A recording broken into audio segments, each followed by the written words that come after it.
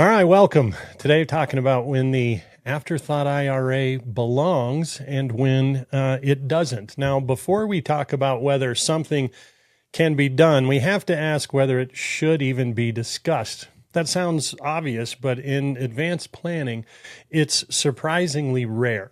Once professionals see a framework that may improve outcomes for a client, the natural instinct is to ask, how do we implement it? What are the mechanics? What are the assumptions? How does the modeling work? But that sequence backwards, I believe. The first question is not how does it work? The first question is, does this belong here at all? So today's conversation is not about structure. It's about, and it's not about modeling, and it's not about execution. It's about screening. Because not every large IRA qualifies for structural repositioning. And in fact, forcing this conversation into the wrong situation may create more risk than leaving the IRA alone. So let me start by reframing something important. A large pre-tax IRA is not automatically a problem. It is only a problem under certain conditions. If a client requires the income to support their lifestyle, this discussion stops immediately. That is the first gating condition. So let me pull up my screen here real quick because I just want to have a little visual here. So super simple. Let's pull this up. So again, that's the gating condition. Income is required? If the answer is yes, then the IRA remains primarily a retirement asset. A retirement asset. Even if taxes will eventually be paid, the primary function of this asset is still income support. In that case, the conversation is sequencing and a withdrawal strategy, not structural reposition. But when income is not required, the character of this asset can change. Now it becomes a legacy asset by default. And that's where the second gating question appears. Is the objective legacy optimization, or is it optionality? Some clients are comfortable allowing their heirs to manage the tax consequences. Some prefer flexibility over structural certainty. Others want to compress risk and create predictability. Let me get this off my screen here real quick. Excuse me. Just get this back. Don't I have that up the whole time? Now, the Afterthought IRA, which is a term coined by us, the Afterthought IRA conversations belong in cases where the client values certainty in legacy outcomes more than maximum flexibility. And if that priority doesn't exist, then the framework may not fit. Now, let's introduce the third condition, and this one is often misunderstood. Estate exposure is not required for this conversation to belong, and that's important. If there is a federal estate tax issue, the urgency certainly increases.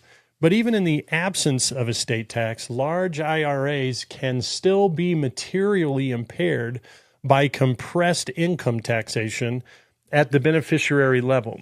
So the real question is not simply, is there estate tax? The question is there meaningful tax compression risk at the next generation?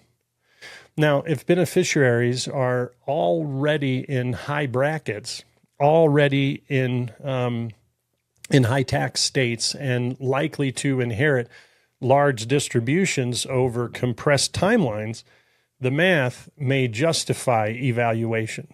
If beneficiaries are in lower brackets, or if charitable intent is significant, or if there are other tax offsets, then the urgency changes.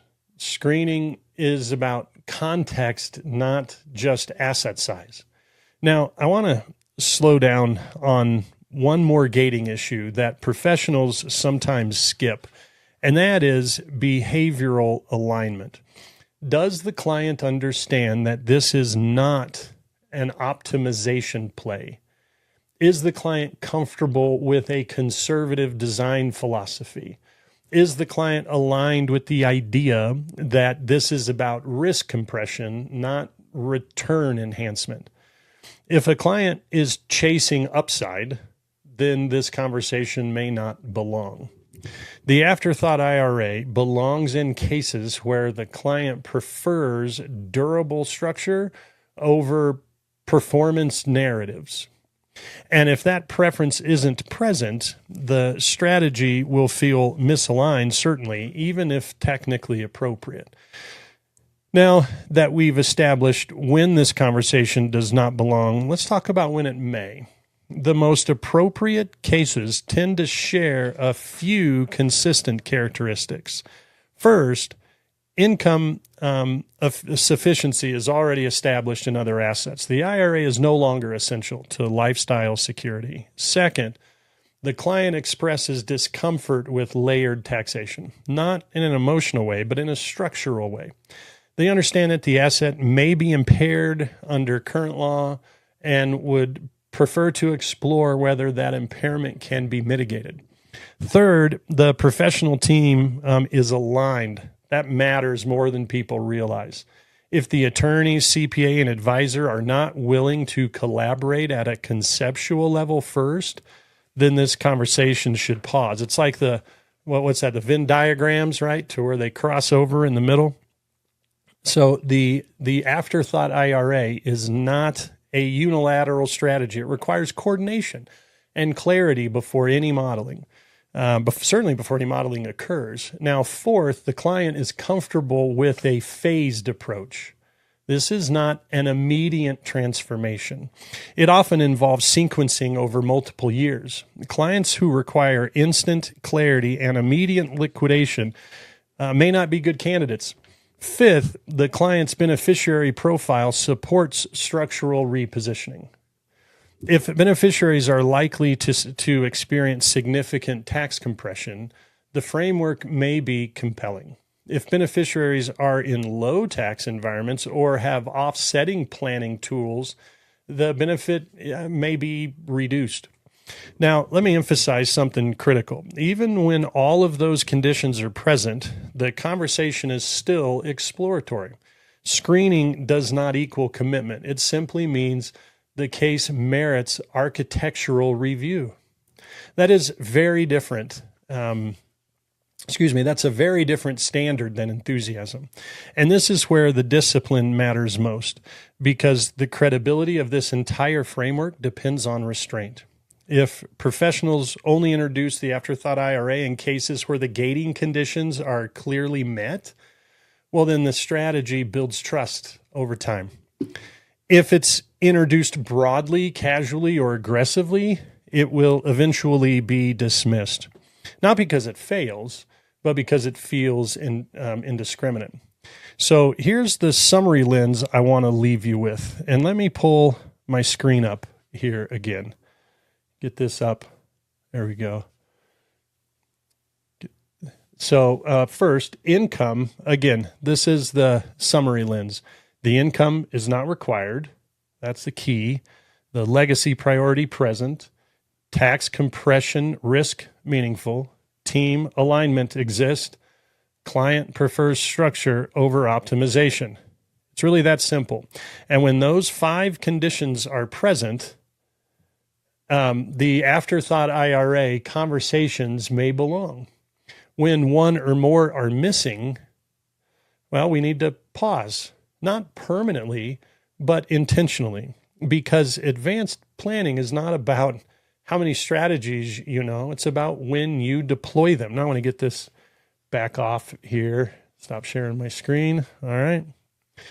And restraint, especially in high net worth environments, builds more credibility than aggression ever will. So next week, we're going to begin walking through how this screening lens translates into a conceptual case flow, not modeling, but how the conversation unfolds with the client once these gating conditions are satisfied. For now, today if we clarified when these gating conditions, affect when it shouldn't be introduced to the client, then, we've then we've protected the integrity of the idea itself. So thank you for joining me live today. Again, I'll be going live next week, digging into those additional components. See ya.